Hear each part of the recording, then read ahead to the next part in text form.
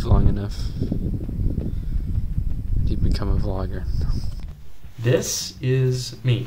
About 2 years ago, right before I gave up basically all my material possessions and moved across the world to the Netherlands, in Amsterdam. I had just been expelled from my school and had lived through a pandemic, and I really just wanted something different. There was a little bit of YouTube propaganda that definitely played a part in the whole decision. Channels like Not Just Bikes definitely influenced me. They made the Netherlands seem like some kind of utopia, some kind of paradise.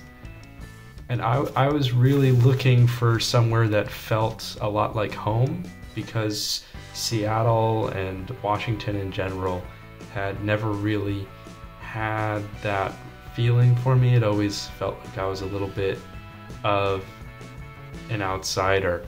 I had also worked all summer at a local hotel as a housekeeper, cleaning rooms and toilets and whatnot. I was reported to management by my coworker for the footage that I recorded that you're watching right now. So please appreciate the blood, sweat, and tears that went into obtaining this glorious toilet scrub montage. When it was finally time, August 16th, 2021, my mom drove me to the airport, and as a kiss goodbye, I had my bags and my mask, and I boarded the plane without a second thought. My family was so scared that I'd get lost on the budget ticket that I was originally going to buy, which involved a few plane transfers, that they pitched in to get me a direct flight, which was pretty nice. For a bit more context around how big of a deal this was for me, I had never left the United States before except on one occasion. On top of all of that, I had lived on islands my entire life, not in an actual city. So, Whidbey Island, I lived on Kauai Island in Hawaii, and that was the majority of my upbringing. The actual time that I spent in Seattle was mostly isolated because of just depression and anxiety, and I didn't leave my room too often. Right when I got off at the airport after about a 10-hour plane ride, I was immediately met with soldiers with giant assault rifles walking around the airport.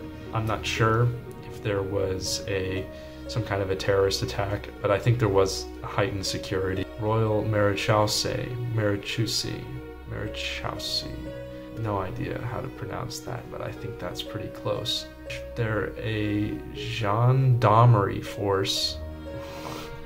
These words, man. They were a gendarmerie force, which is basically a military force that acts like a police force. I bought a train ticket. It turned out to be the wrong train ticket, but I was able to find the right train after about half an hour of walking between the same two terminals. There was a Dutch guy, some old gentleman, and he was a bit irritated, my first interaction with a Dutchman.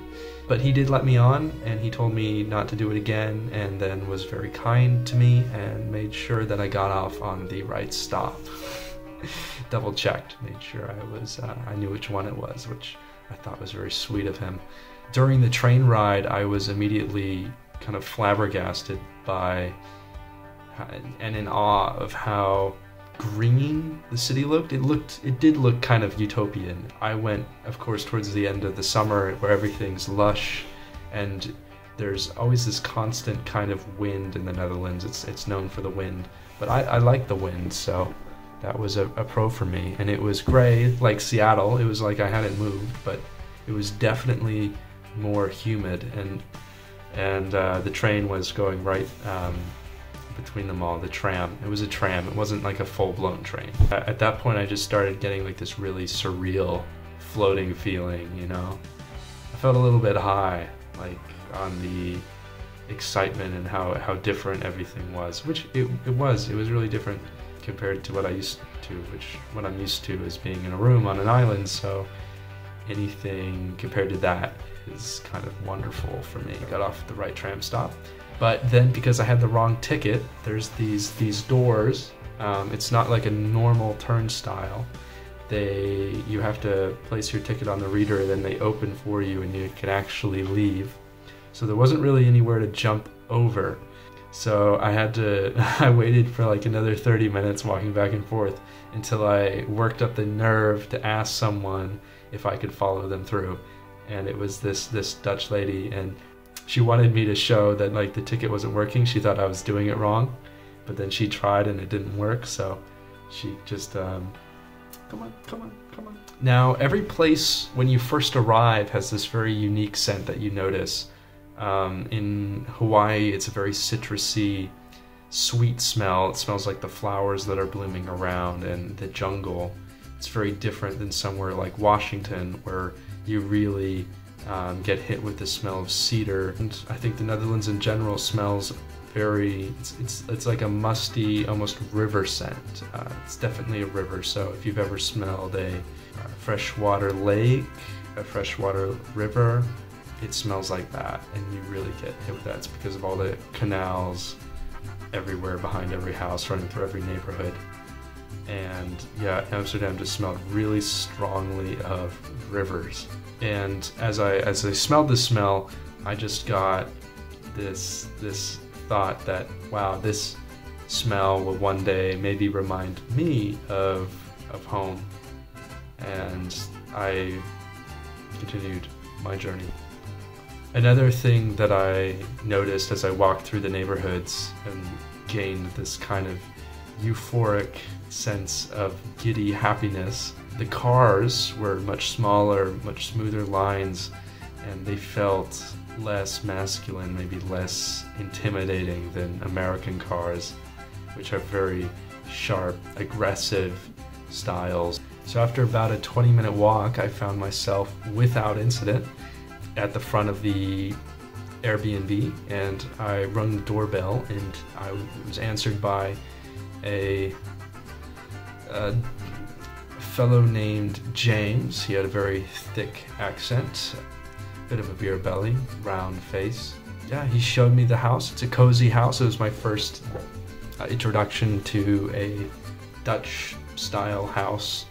There was a small garden in the back, and the stairs made me laugh a bit because everyone would always talk about how the stairs in the Netherlands are very steep and they often twist. So efficiency, no wasted space. So I just climbed up the stairs. His room was on the side, and then my room was right next to it, and it was his daughter's room.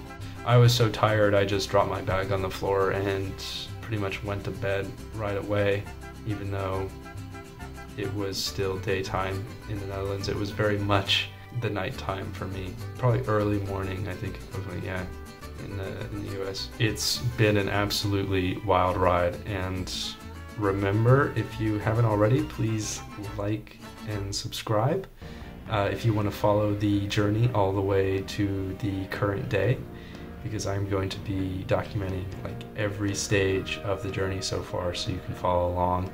And I have video clips and some interesting stories, and if you're interested in living in the Netherlands, I think I have a lot of, or studying here, I think I have a lot of valuable bits of information that you would probably be better off hearing about. Yeah. But for my entire time in Europe, I kind of have this philosophy of live my life like an adventure film, because for most of my life I haven't done anything like exciting, kind of in that sense where you just do something kind of fearlessly and think about the consequences later. I've always thought about the consequences first, and as a result I've never done anything. I've been very anxious and fearful in the past, and when I say things like I don't usually leave my room or do anything on my own, I really mean it to like a brutally intense level. And I think there's a lot of people out there who are kind of in the same boat and haven't kind of broken free of that yet, and I hope by watching my videos you can, because it is possible for anyone, I think.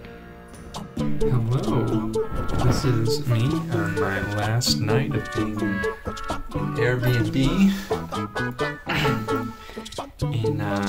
in Amsterdam, and I'm moving to a hostel.